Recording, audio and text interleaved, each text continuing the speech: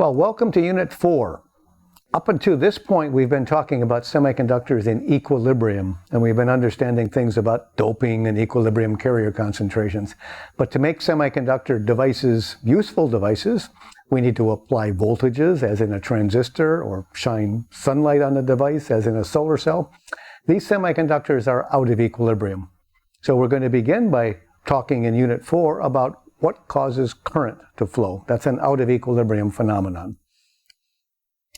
So the basic question is, what causes an electrical current in a semiconductor?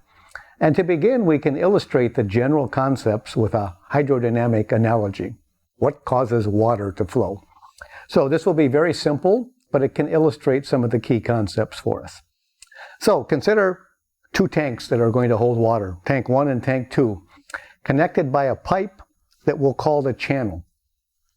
The question will be, if we fill these tanks with water, under what conditions does water flow from one tank to the other? That's like a current flow. So consider a case here. We filled both tanks to a height h1 in tank 1 and h2 in tank 2, but we haven't reached the height of the pipe that connects them to. We haven't reached the channel yet. Well, obviously no water is going to flow between these two tanks. So in this case, we have water in the tanks, but no flow between the tanks. Okay, consider another case. In this case, we fill tank 1 to a height that is higher than the connecting pipe, the channel. In this case, obviously, water will flow from tank 1 to tank 2 as long as the height h1 is maintained. So under this condition, we get a flow of water from tank 1 to tank 2. Conversely, if we fill tank 2 up to a high enough height, a height that's greater than the water level in tank 1, then water will flow from tank 2 to tank 1. Now note, if we want to maintain the water levels in tank 1 and tank 2, then we have to connect the tanks to the outside world. In this case, we would have to continually put water into tank 2, and we would have to continually drain water out of tank 1. And under these conditions, we would have a constant height in tank 1 and a constant height in tank 2 and a constant flow of water from tank 2 to tank 1. That's what the connections to the outside world would do to us. All right, that's very simple. We're going to see that that basic concept also works for electron flow. So the flow of electrons produces an electrical current, and our goal is to understand the flow of electrons. Now, you recall when you learned freshman chemistry, you started with the simplest atom, the hydrogen atom, and then you understood the hydrogen atom, you slowly made things more and more complicated. We'll take a similar approach here. We'll begin by understanding current flow in a small nano device, and then we'll use that as a stepping stone to understanding current flow in larger so-called bulk semiconductors. So here's our nano device. So we have a device and we have two reservoirs of electrons. So those reservoirs of electrons are large metallic contacts that are in thermal equilibrium and that are characterized by a Fermi level, maybe different Fermi levels in each of the two contacts, and then therefore a Fermi function, which describes how the states are occupied. We have outside connections so that electrons can flow into contact 2 and out of contact 1 that will maintain steady state conditions. The connection between the two contacts is actually our device, and these are a set of channels. Okay, so we have a device, a set of channels. The length of the device, or the length of the channels, is capital L. Each of the two reservoirs is in equilibrium and is characterized by a Fermi function, an equilibrium Fermi function, but we might have a different Fermi level in the first contact as opposed to the second contact. And our question is, how does the current that flows depend on the voltages that we apply to the two contacts? We're going to assume that the temperatures of the two contacts are identical. Temperature differences can also cause current to flow, Those would be called thermoelectric effects, but we're not really considering, we're not worrying about thermoelectric effects in this unit. That's a slightly more advanced topic. So the temperature is constant, and we want to understand the current flow. Well, I'm just going to give the answer. We're not going to derive this. It can be done relatively easily from something called the Boltzmann transport equation, but it's a simple, intuitive equation that we can understand and use. This is the equation. You can see out front 2q over Planck's constant h are some fundamental constants. There is a parameter script t, which we call the transmission, and it's simply a number between 0 and 1. There is a parameter m of E, which describes how the channels are distributed in energy. And then there's the difference between the two Fermi functions. This applies for cases that we will call an ideal Landauer contacts. This approach is also called the Landauer approach to current flow, named after the physicist who first postulated this way of thinking. Now, this integral over energy, this is like adding up all of the contributions of pipes of different heights or channels at different energies. So this is the basic equation that we are going to be working with and trying to get comfortable with and understand and apply in this lecture. So we should talk about some of the parameters. What's the transmission? Well, if an electron enters the device from contact 1, let's say we have a flux magnitude 1 that enters, some fraction of that flux will transmit across and emerge and enter contact 2. The fraction is the transmission T. Now, we're going to assume that electrons don't disappear or aren't generated in the device. So conservation of electrons tells us that the fraction that don't emerge in contact 2 backscatters and returns to contact 1. That fraction is 1 minus T. So the transmission is simply a number between 0 and 1 that tells us the probability that an electron that enters from contact 1 emerges from contact 2, or vice versa, that he enters from contact 2 and emerges from contact 1. So transmission is a key parameter for us. So to think a little bit more about transmission, consider a slab of semiconductor. We've injected a flux of electrons at x equals 0.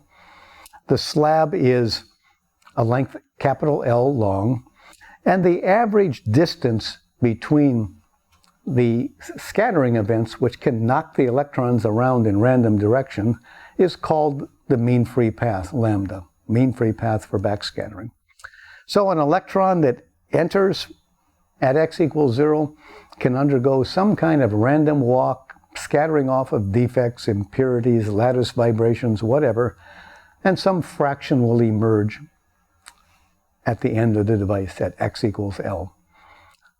What can also, so that fraction is the transmission script T. Now, what can also happen is that it could turn around and it could return to the first contact. That fraction is 1 minus transmission times the magnitude of the incident flux. So you can see that the key parameters here in determining whether the transmission is close to 0, small, or close to 1, or something in between, is this transmission. And it will obviously depend on how strong the scattering is.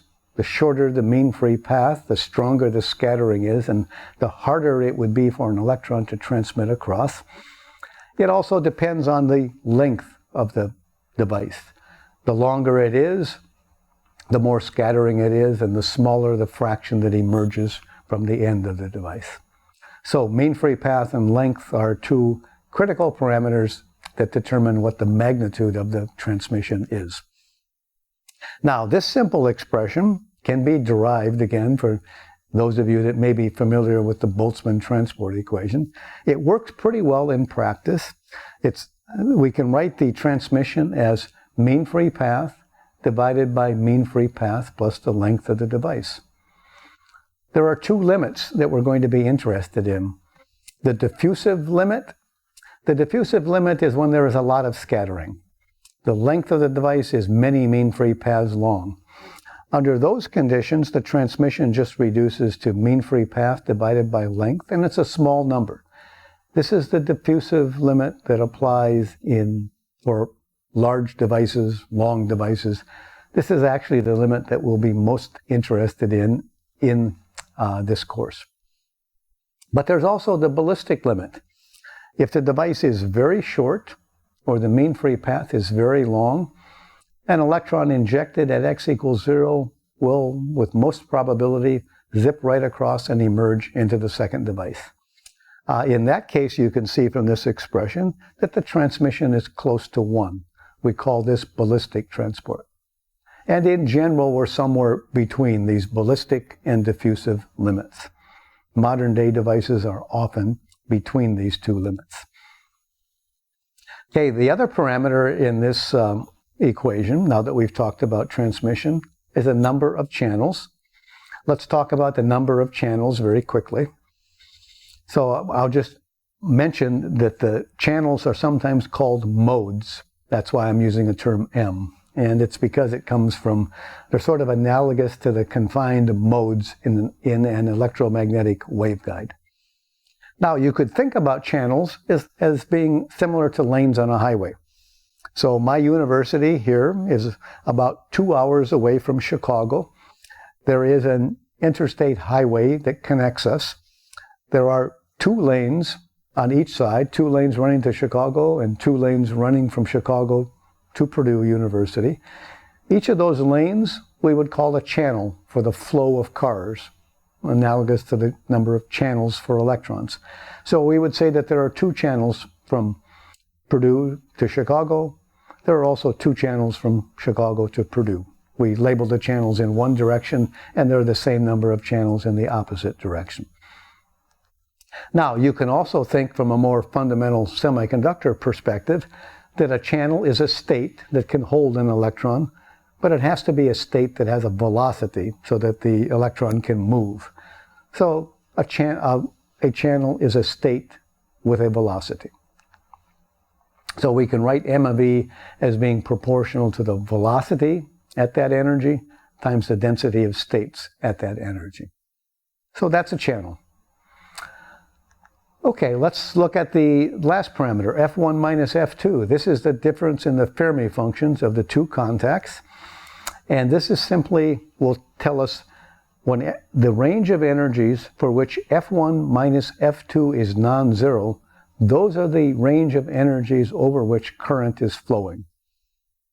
Right? The other energies basically aren't important. So with that understanding, we can understand at a very simple level how current would flow in this nano device. So let's think about t equals 0. Remember, at t equals 0, the Fermi function is 1 below the Fermi level, and the Fermi function is 0 above the Fermi level. So if I apply a small voltage, and I have different Fermi levels in the 2 contacts, then I might have a situation like this.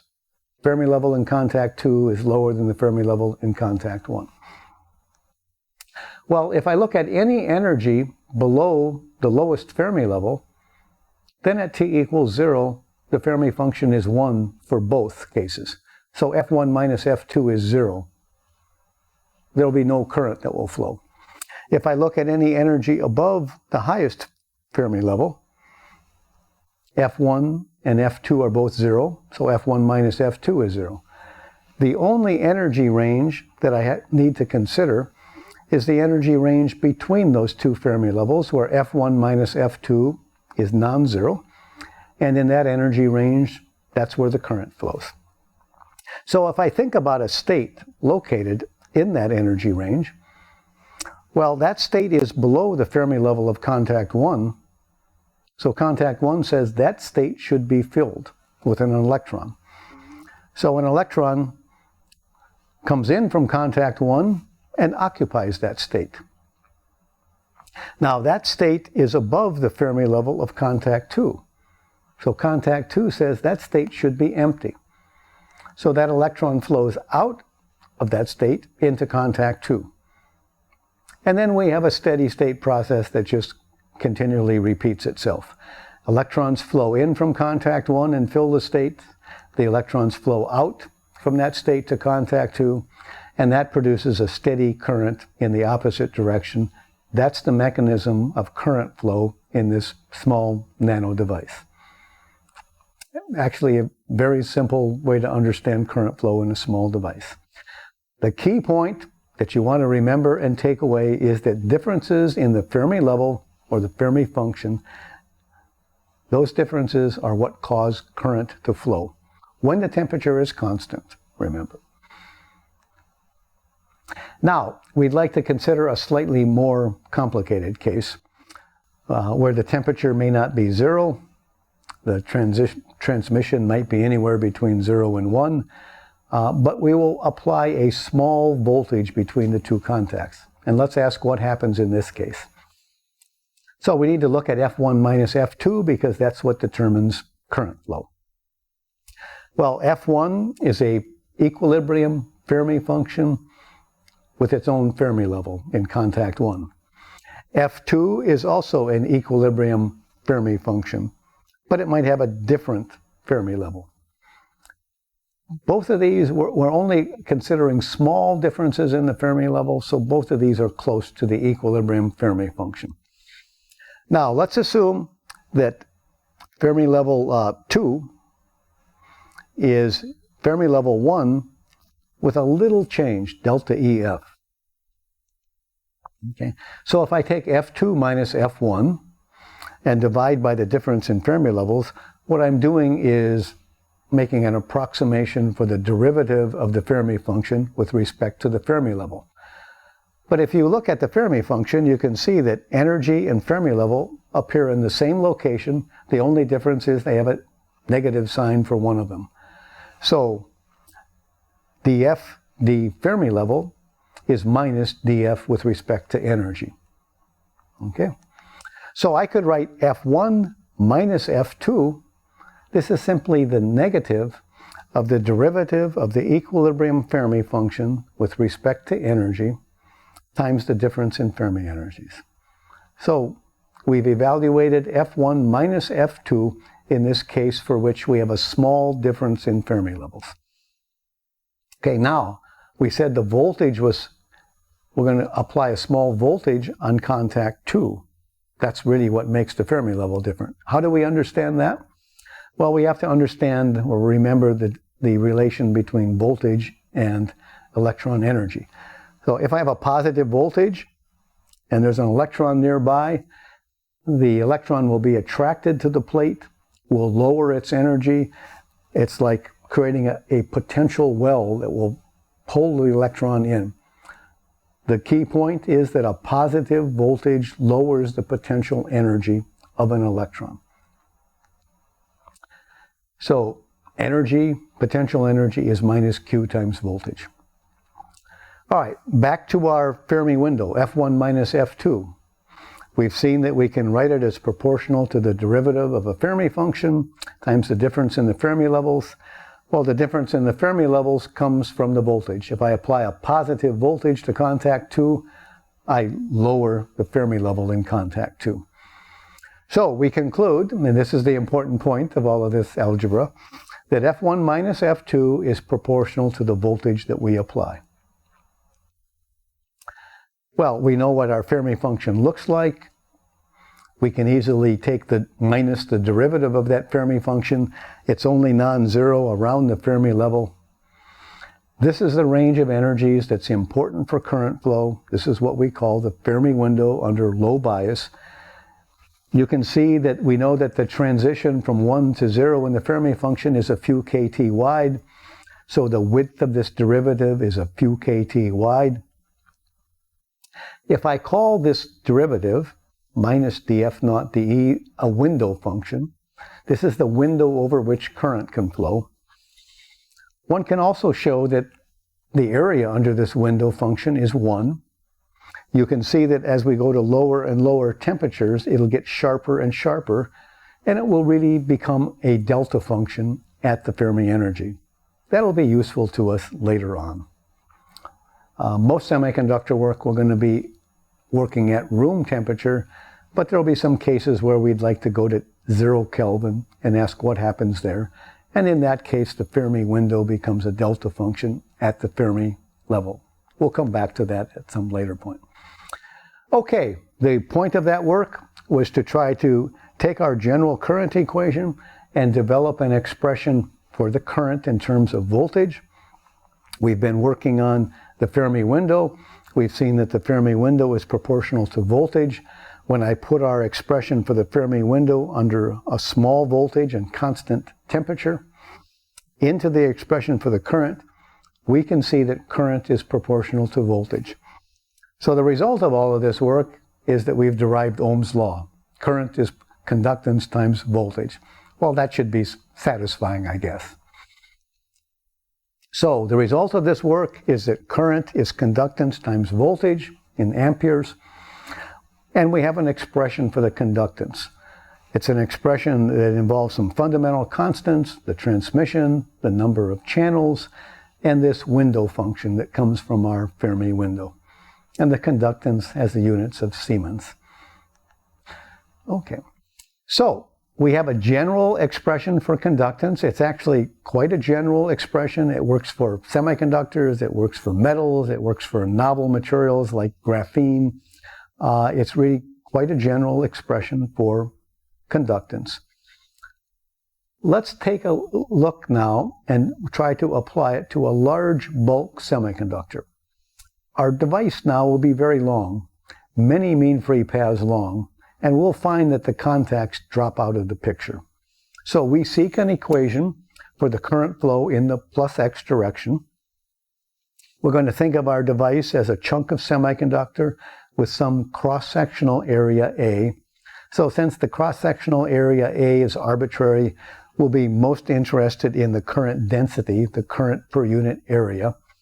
And we're going to be interested in the current in the plus x direction, which is minus the current flowing into contact 2. Okay, so it just takes a little bit of algebra. We can quickly do it. We begin with our general expression for conductance. The device is long, so we'll look at the transmission in the limit that the device is many mean-free paths long. That's the diffusive limit. We will evaluate the current density, the current per unit area, and we'll get this expression. The current density is proportional to the voltage. Okay, now remember, the voltage produced a difference in Fermi levels. Okay, so I could take QV and I could take the L out, and that would be the difference in Fermi levels divided by the length of the semiconductor. That looks like a derivative. That looks like minus the derivative of the Fermi energy. But we recall that in equilibrium, Fermi energy is an equilibrium concept.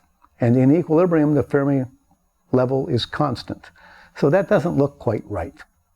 And it's not quite right, but there is something similar to a Fermi level that applies out of equilibrium, and it can have a slope.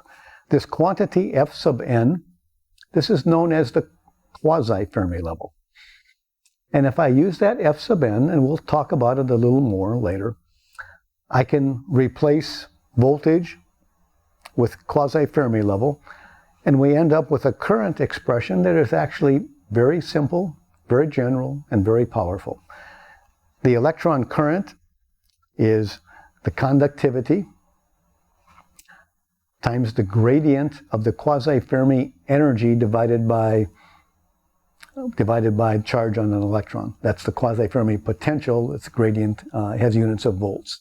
So current is proportional to the gradient in the quasi-Fermi potential. Something like the Fermi energy, but we're out of equilibrium. And we have a general expression for the conductivity that we can evaluate for any material. Okay. Units of conductivity are Siemens per meter, although semiconductor people would frequently call it Siemens per centimeter. So what about this quasi-Fermi level? You know, what is this? What does this mean? It's something analogous to a Fermi level, but it's the analogous quantity out of equilibrium. Okay. It's sometimes called the electrochemical potential. The electrochemical potential is in equilibrium, it's the Fermi level. Out of equilibrium, it's the quasi-Fermi level. So you might encounter that term as well. What is it? Well, you'll recall that when we evaluated equilibrium electron densities, the important quantity was the location of the Fermi level with respect to the bottom of the band, of the conduction band, or top of the valence band. Out of equilibrium, the electron density is related to something, an analogous expression, but we must use the quasi-Fermi level because we're out of equilibrium. So the quasi-Fermi level is just what we replace the Fermi level by so that we can work out of equilibrium. In equilibrium, the current is zero. No current is flowing in equilibrium. The quasi-Fermi level becomes the Fermi level, and we see that we have to have a constant Fermi level in order to have zero current out of equilibrium. So that's a very important point. The Fermi level is spatially uniform, constant, in equilibrium. Well, that's it. We've done a little bit of work in this lecture. We've gotten to a point where we have a very powerful general expression for the conductivity and for the current flow, whether we're talking about the flow of electrons or the flow of holes. The electrical current due to electrons is proportional to the gradient of the electron quasi-Fermi level. The hole current due to the hole flow is proportional to the gradient of the quasi-Fermi level for holes. And the constants of proportionality are the electron conductivity or the hole conductivity.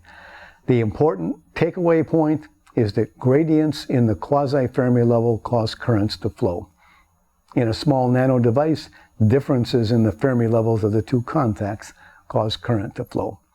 So we will discuss in the next two lectures this general expression in a little more detail, but this is really the starting point for understanding current flows in semiconductors, and we've developed it from a very general and very powerful current equation.